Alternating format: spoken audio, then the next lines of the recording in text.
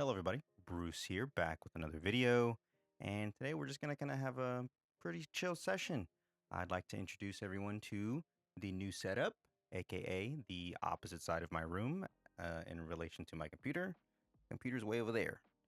But I wanted to move my setup over to this side because as you can see, it's a lot more dynamic, a lot more going on. Unfortunately, this definitely does not conform to the ever important rule of thirds, so it is kind of a mess, but it was sorry. It took quite a while to kind of get this entire area set up because I had a bunch of stuff over here on the floor, and I had to put lights up everywhere. I say everywhere. I have three lights, which are kind of big, so it's a work in progress. But I wanted to kind of just get this video out because the next video is taking a little while. The script and everything is done, but I had to record it, and I wanted to record it here, and I needed to do this first. So here we are. But I can kind of just run you guys through everything. But for those of you that are new, hello, I'm Bruce the Goat. That's not my real name. Bruce, I mean, is not my real name. My real name is Camillo.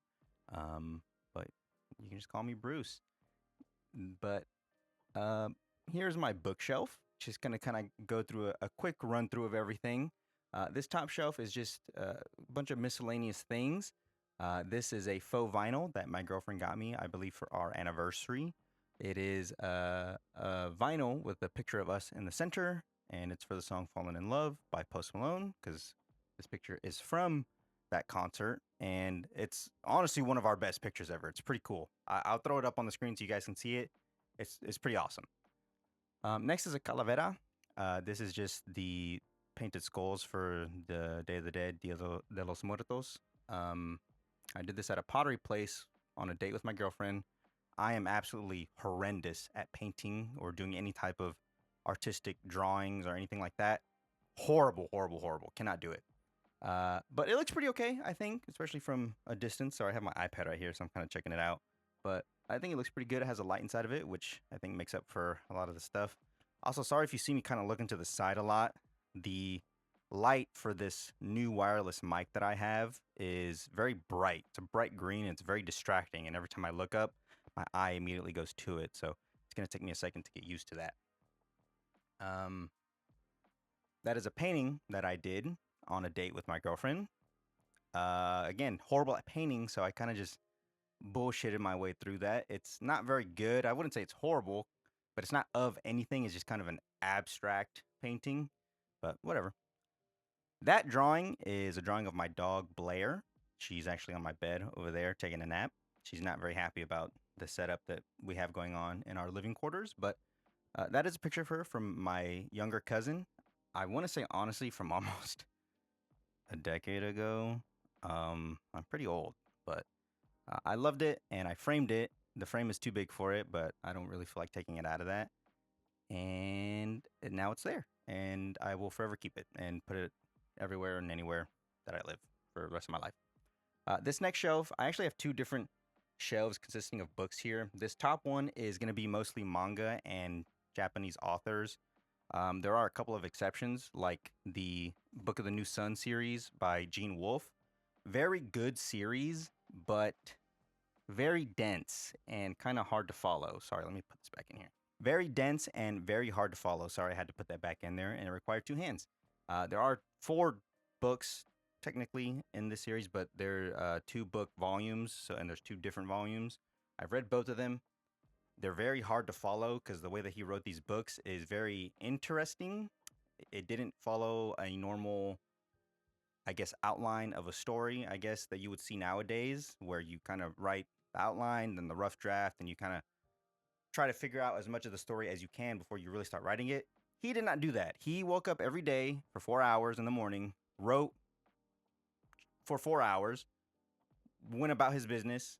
Next day, woke up, wrote for 4 hours, and he would just write whatever came to him. So the story can be a little bit difficult to track, but it's very good. I would recommend reading it if, one, you have the time, and two, you have the mental fortitude to really sit through it and try to understand what's going on. The next author that I have on here that is not from Japan is John Wyndham, one of my favorite authors. He does a lot of sci-fi stuff.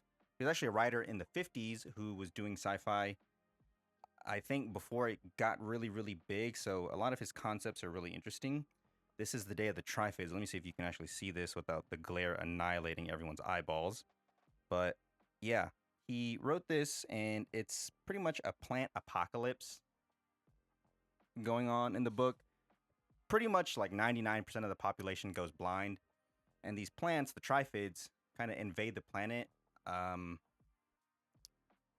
and they're really hard to kill, and they kill pretty much anything that is not themselves extremely easily, very efficiently. So they kind of take over the planet. They're sentient, but they're not really sentient in the way that you would see a human or even an animal be sentient. They kind of just are alive, and their main objective is to just reproduce and attack anything that is not themselves. And they're not like regular plants, and that the objective of plants is to reproduce. They will actively hunt down and kill anything that is not themselves. So that's kind of what makes them very dangerous. And they do not discriminate. Very good book, though. Another book by him is The Kraken Wakes. I've read some of this book. I haven't finished it, though. I need to. This one is pretty much just not the start of an alien invasion, but kind of the precursor moments of it.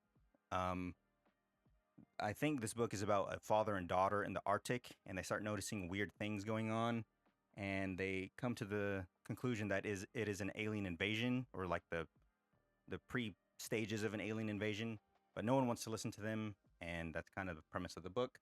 It was pretty good from what I've read so far. I need to read it. My favorite book, though, is I Want to Eat Your Pancreas by Yoru Sumino. I love this book. It is very sad. Let me see if you can see this. Yep, very good. Very good book. Very sad, but lots of love poured into this book. It's pretty much about a girl who's dying of a pancreatic disease. There's a student who doesn't have a lot of friends, and he's our main character. He kind of finds her journal one day and finds out that she's dying, and she's super popular as well. She has a hidden disease, meaning that you can't tell that anything is going on with her. She lives a normal day-to-day life outwardly, but inwardly she's struggling a lot. And she figures that, hey, he already knows, might as well be friends with him, so that someone outside of my family, so that I can spend time with someone outside of my family that knows about my disease, and their relationship just kind of blossomed from there. It's very beautiful. You should definitely read it. I love it. I've only read it, I think, maybe 4 or 5 times because it makes me cry my eyes out every single time. It is so heartbreaking, but it is so good. Unfortunately, this book is overshadowed by the very average, in my opinion, subpar anime movie. I would not recommend watching that before you read this book, because this book, it's very important that I mean, for most books that have an adaptation, a movie adaptation, you lose a lot of the self-reflecting and inner thoughts of whatever character that the book is following. This one is no different. The main character, most of the book is just him talking to himself in his head, and you really can't capture that when you adapt a book into a movie. And that's unfortunate. That's just kind of the way things go. But for this story, you definitely need to read it. But it's very sad, so don't ever forget that. There's some other stuff here. Like I said, this is mostly just manga and everything. Definitely read Burn the Witch. It's way better than the anime. Was it OVA? It's short, just like that. I don't think there's any more than a single volume for this book, or sorry, for this manga. But it's way better because it's longer and it's actually hyper violent. Like, to the point where one of the girls gets her arm ripped off in like the second chapter, and there's just a lot of stuff like that. I wasn't expecting it. Actually, when I bought this manga, it was wrapped in plastic shrink wrap, and I got a lot of weird looks from everyone around me for obvious reasons. It's not that type of manga. I suspect it's just because it's hyper violent. Maybe that's why it was shrink wrapped like that. But fuck you, whoever made that decision, because now everyone who saw me purchase that thinks that I'm weird. But it's really good. It's very stylized. It also comes with a dust sleeve, which is pretty cool. So pretty good protection. What else? We also have a book that I enjoy. It's not one of my favorites, but probably in my top 10. Heaven by Meiko Kawakami. This is a really fucked up book. It's about a middle schooler or something like that getting brutally bullied, like brutalized by his bullies, pretty much on a daily basis. And it's The story's pretty much just about him coming to terms with the fact that he deserves much better than that, and to not be treated so poorly by his peers. And he goes through so much in the book, and it's really sad. It's not as sad as I Want to Eat Your Pancreas, but it hurts. Very sad. Um, this shelf here is just everything pretty much having to do with my girlfriend. Here's a picture of her. Let me see if you can actually see us. Yeah, picture of us here at a Joji concert. It was a pretty good concert. I think it was the first one on his tour in like 2024 or whatever that was in Houston. I do live in the Houston area. This is a museum shadow box, I think. I'm not really sure what this is called, but it's just a little thing with pictures of us inside of here, and it's set up like a museum. It's really neat, actually. I don't want to move it though because it's very delicate and it will fall apart if I move it the wrong way, and I don't want to do that because it's perfect where it is. Here's a Pokemon card with us in it, and Melodic, actually, who is one of my favorite Pokemon. My other favorite Pokemon, they're pretty much tied. They kind of switch between 1 and 2. It's Melodic, and what is it? Stoutland, I think is what his name is. I always get it confused with Herdier, which I think is the second evolution in the line.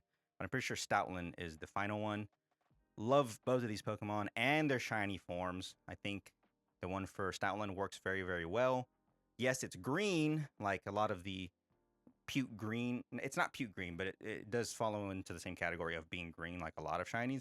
But this one works for him because I also add some specks of gold in there, and it looks nice.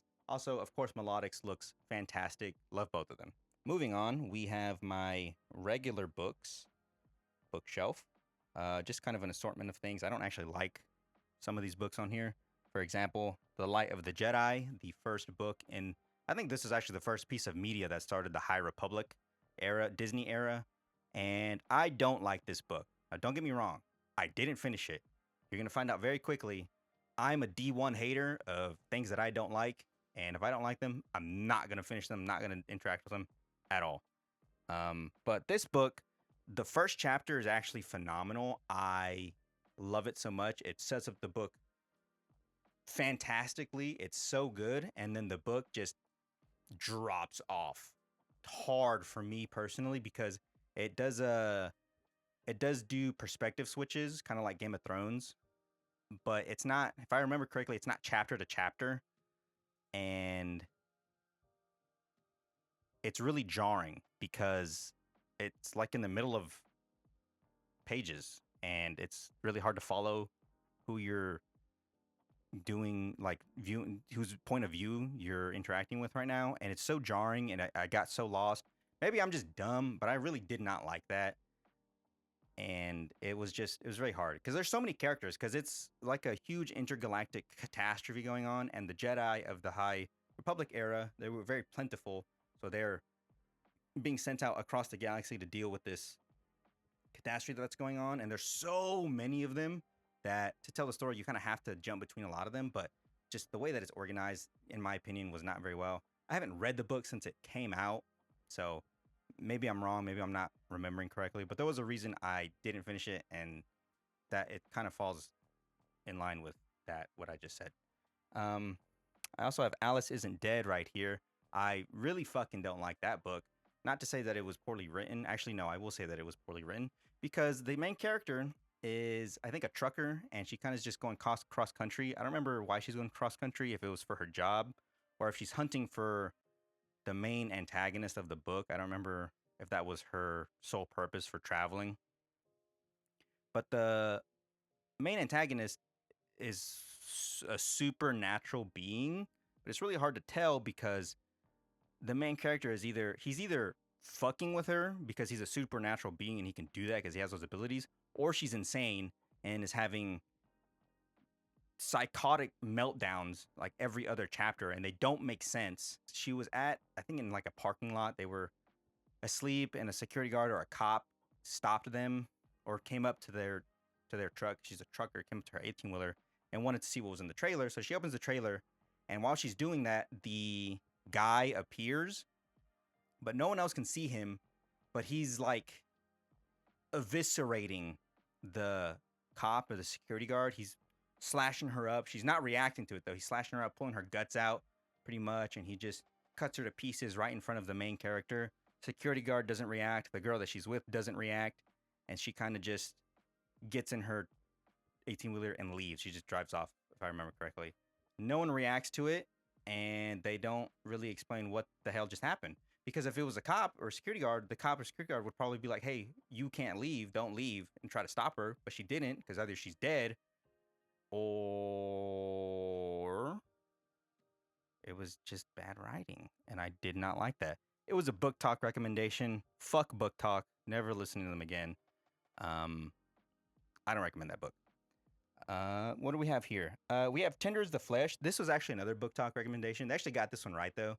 I actually haven't finished this book. I read the first chapter of it and then put it down and never picked it back up. But that's not the fault of the book. I actually forgot that I purchased this to read it, so I never finished it. But it was pretty good, and I heard that it is actually very, very good. It's a very good commentary on like the conformity of people, I guess, when fucked up things happen and they eventually just go along with it. I don't know. Don't take my word for that. Didn't finish it, but I will eventually. I have the Teen Titans Raven. What is it? Not is it graphic novel? Yeah, graphic novel. The artist is Gabriel Piccolo. Shout out that guy on Twitter. Does amazing artwork. But his Teen Titans artwork is also very, very good. And this graphic novel is pretty good as well. I also have The Haunting of Derek Stone. Now, I'm going to reread these books, and I want to do a video on them. They are children's books. But I remember the premise being really fucked up. And it always stuck with me.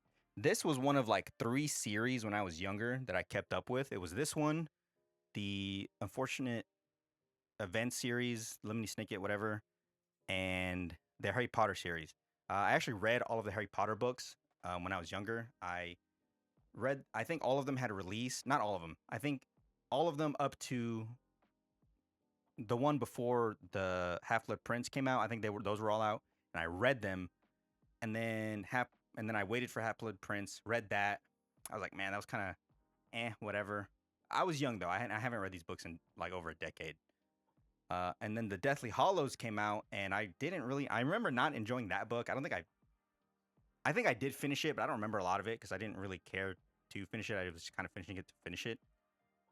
And I remember the opening scene of when everyone is in the house changing into Harry, and they all fly away or whatever. It's a lot easier to follow in the movie, but when you're reading the books and a lot of these characters from over the series are just kind of all in the same place and talking about all of them, but they haven't all been mentioned recently, it gets very confusing. And yeah, you could just reread the entire 9-book series to remember who everyone is, but I wasn't about to do that. So when they're talking about and they're all iconic now because of the movies, but at the time, people like Mad Eye Moody and fucking whoever the fuck else. I remember Mad Eye Moody being the one that really pissed me off because they didn't give descriptions of them either when they were talking about them. They just said Mad Eye Moody. I'm like, man, who the fuck is this guy? Turns out he's the guy from Goblet of Fire, whatever. And I don't remember him being mentioned in the books afterwards too much. But what is that, like 2 or 3 books ago where he was actually important? So it's just shit like that, and I didn't really like it. And then yeah, whatever, movies are cool, I guess. Fuck J.K. Rowling. I still have Half-Blood Prince and the Deathly Hallows. Actually, I own both of those books because I bought them with my own money. I bought Half-Blood Prince when it came out, and then I received Deathly Hallows as a gift when it came out because I was begging for it. And I have both of them, but they're not here because whatever. But also, sorry, The Haunting of Derek Stone. This stuck with me because this book, in combination with a few other things, really got me into horror, and I do love horror. But it's not. Maybe it's because I'm old, but I'm not really in tune with internet horror. Internet horror is not my favorite thing, like creepypastas and the back rooms and all that stuff. It's not really my thing, so you probably won't see me talking a lot about it on this channel because I'm not really interested in learning about it. And I think that a lot of those things are, yes, they're community written and driven and stuff like that. And I think that that's very important, but it's just not the type of stuff that I'm into. And so I'm just not really interested in learning about it, getting into it, because it's also a lot too. You read one thing and maybe it mentions another thing, and you're like, what is that? So you have to go and find out more about that thing, and then it connects another thing, and it's just like it's too much. Except for the SCP series, I do really like the SCP series and the lore behind everything. I think it's really interesting because it's very digestible. You can read something that just tells you what the SCP Foundation is, and then you can go and read entries for each SCP, and that's it for the most part. And I think that that's very easily digestible, and it works as its own just self-contained world and stuff. And sorry, I'm rambling again. Haunting of Derek Stone. This really got me into the idea of, this kind of sounds fucked up, but death. Because this book is about a kid who's in a sorry, it's funny what I'm about to tell you. He gets in a train crash with his dad and older brother, I think, and I think his dad dies, but he survives the train crash, and then his brother is like buried or something beneath the rubble, and they don't find him for a few days or whatever. They don't find him at all, I don't think. But then he just kind of sees his brother going around whatever, but he doesn't know who he is. He doesn't really remember anything, and he's like fucked up. Like you can tell he was in a plane, not a plane, a train crash. And the main plot is that the souls of the dead are inhabiting bodies of people who have recently died. So there's a lot of corpses from the train crash who are going around killing other people. And then those people are having their bodies inhabited from the souls of the dead. And man, I really want to spoil it because it's really, really funny. And I doubt anyone's ever going to read this.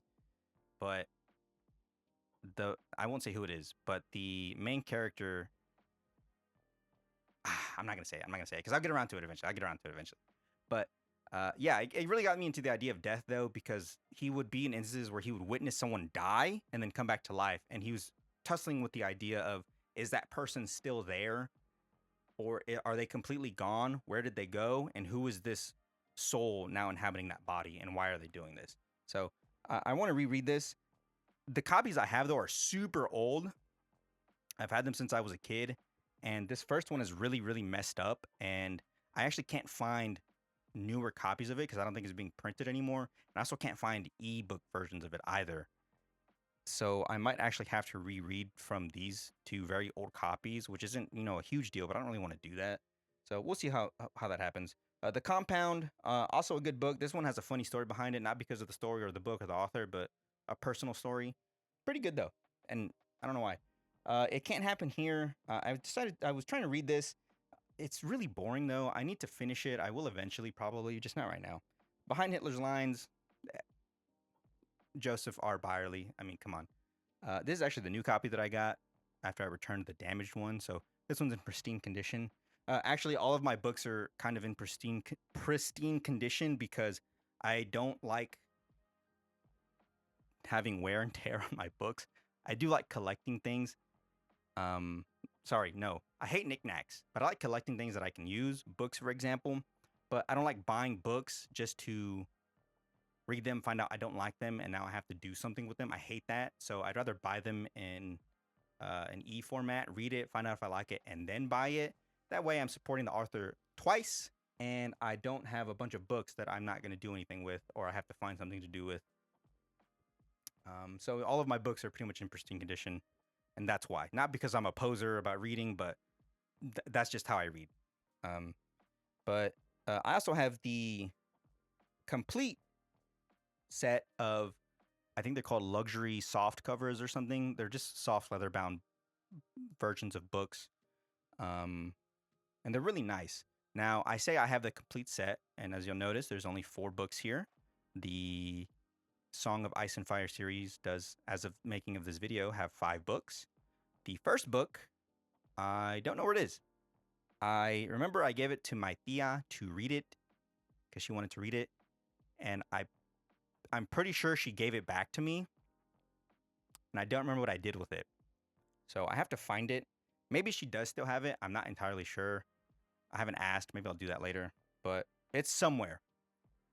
I actually didn't purchase this either. I got this as a gift because I saw it at Barnes & Noble, and I said, hey, that's pretty cool looking. And then that person bought it for me as a gift. I've read the first 2 books and like half of the third one. I wasn't watching the show when it was coming out, and I didn't really watch the show until after season 8.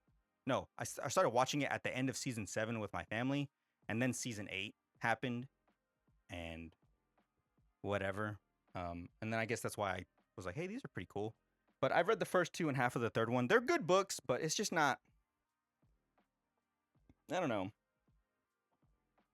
I don't know. It's just not really my thing. I like to say that I like fantasy stuff, but I don't think I like fantasy books very much, which is very unfortunate because, of course, the Tolkien series, Lord of the Rings, Hobbit, stuff like that. I know that those are fantastic, but I haven't read them because I'm just not super into reading fantasy. And sorry if that hurts anyone's feelings, but that's just how it is. I even tried to read the Chronicles of Narnia series, and I could not do it, dude. Could not do it. Oh, this is really cool. This is actually the first video game. Let me see if you can see this. The first video game that I ever played and owned. This is Bugs Bunny Crazy Castle 2. This is for the original Game Boy, and I played this on what is it? The Atomic Purple Game Boy Color when I was younger. Yeah, this is the first game I ever played, owned, whatever. This game is hard as shit. It was before save systems and everything, so it was a password system. I don't think I ever got past the third level. I haven't played this game in 20 years. This is also not the original copy that I owned. I do have that, but it's the front label is disintegrated. The casing is yellowing, kind of falling apart. So I have it in a safe place. But I found this unintentionally. So I was visiting one of my friends in the city, and we just stopped by a retro video game store, and they had this for sale for like $30. So I bought it, and now I have it. So I thought that was pretty cool, and I like having this. I think it's very neat to have this. These are gummy bears from the Linkin Park show from, I think, 2025. I think it was last year in Arizona. My friend invited me to go. I live in Texas, and I flew to Arizona to go to this concert. It was a pretty good time. Still love those guys. Still rocking out. I don't think you can see this. No, you cannot see this. But this is my kind of, I guess, video game shelf. I do have a couple of special editions or ultimate editions. I actually moved this so I could show you before the video. Ooh, that's not good. I have the Divine Edition for Fire Emblem Engage. Say whatever you want to say about this game. I actually don't like Three Houses at all. And I think that this game is more fun to play. I understand that that's kind of a hot take, maybe a little controversial. But I still love Fire Emblem. And I'm still going to buy the Ultimate Edition for the next game, even though it takes place in the same universe as Three Houses. Because I will always support Fire Emblem, because I do not want them to shut down like they almost did when Awakening came out. That was their swan song. Bought that, loved it. I was like, man, I can't wait for the next one. They're like, we don't know if we're making a next one. And I was like, fuck. And then they made, what was it? Did they make Echoes, or did they make... Sorry, I want to call it If. Kind of cringe because that's the Japanese one, but it's easier to remember than whatever the hell the English version is called. But I like Echoes also, another really good game. Fire Emblem, is it Conquest, Birthright, and Revelations are pretty mid games. They're kind of whatever. I mean, they're fun to play mechanically, but the story and everything else is just a mess. Whatever. Three Houses, not my favorite game. I do enjoy this game, and I will be purchasing the Ultimate Edition for the next one because, like I said, I'll always support them. I also have the Slave Zero X Calamity Edition for the Switch. Now, all of the physical games that I'm going to own is going to be for Switch because I am a PC player, and this is the only form of physical gaming that I do. My girlfriend got this for me as a gift, so shout out to her. She's great. My Steam Deck is also collecting dust right here. Don't really play that super often. Sorry, I'm sweating. It is sweltering in my room because of these lights, and it's the middle of the day in Texas summer. So sorry if you can see sheen on my skin. I'm sweating. This is a rug that I made. Me and my girlfriend went on a date to one of those rug making places, and this is the family crest from the Hikari family from the Mega Man Battle Network series. One of my favorite game series ever. I don't like Mega Man Classic very much. I love the Battle Network series, and I love the X series as well. I played a lot of Mega Man X8, even though that's not one of the better games, but it is my favorite one because I played it a lot when I was a kid, and I played it again recently, and it's still really good. And Funny story behind this is when I made this with my girlfriend, the lady at the place m- let me know in no uncertain terms that I did a terrible job, but my girlfriend did a fantastic job. And I'll throw a picture of what we did.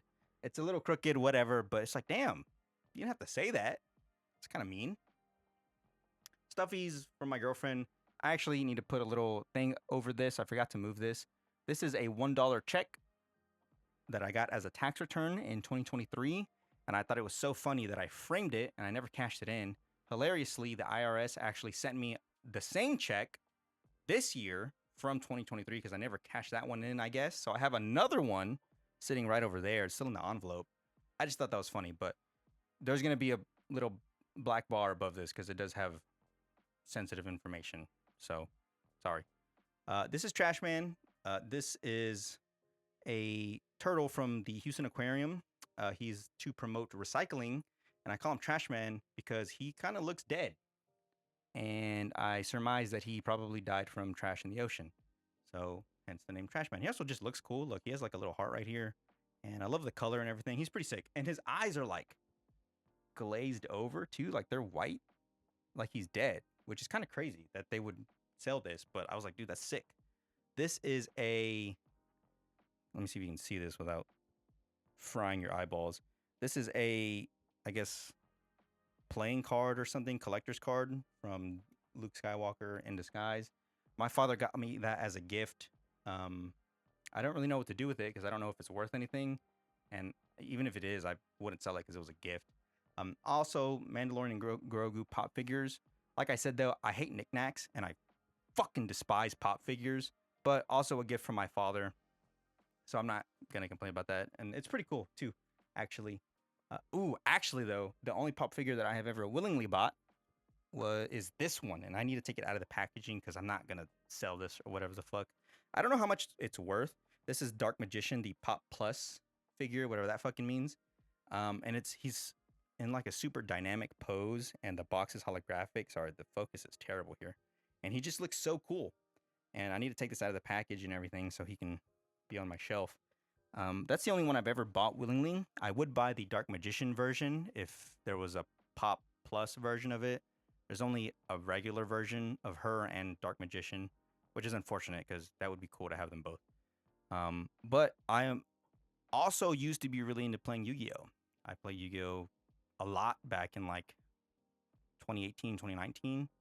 And I thankfully got away from that because it was a lot of money and didn't really need to be doing that. I was also into Magic a little bit back in the day, but I was just like, man, this is taking up too much time. It's a lot of money, and I just don't really feel like doing it. So I haven't played cards in a long time, but I am a huge Yu-Gi-Oh fan and Magic fan. Maybe I'll get into it one day if I ever have money to spare like that. Because when I was playing, dude. It's like I had a Dark Magician deck, and it was when the was a Dark Magical Circle and navigation and shit like that was really big, and they reprinted them. And that box set, I forget what it was called, and I purchased 3 of them, and I think they were like $100 each. So I spent $100 to get 6, maybe 9 cards, $300 for 9 cards. And one of them was actually a misprint. I will throw up a picture if I find it. It was a misprint of Dark Magical Circle, and it wasn't. It was nothing on it except like the color testing print thing or whatever. So it wasn't even like a usable misprint. It was just a piece of cardboard with a bunch of random colors on it, and it pissed me off. But I was so dedicated to the game that I bought the more expensive version for like $75. It was still really expensive at the time, just so I could have the set of 3 for my deck. And yeah, that was crazy. I still have that deck too, but I sold all my other ones. I had a Blue Eyes deck that was like $400. I sold that. What else? I had a Dark Magician girl deck with all of the different Dark Magician girls. I also had a Paleozoic deck when I was big. I love that deck. That deck was fun. Anyway, moving on. You can't see down here, but this is also I don't know if I want to say it. It's nothing crazy, but I don't want my channel to get flagged for adult content. Anyways, this is a 38-minute long ramble of nothing. I'll probably cut this down quite a lot, but yeah, that's pretty much the whole setup. Thank you guys for watching. I am going to record the other video right after this one, but I need to move this from my phone to my PC because it's probably going to be kind of a large file.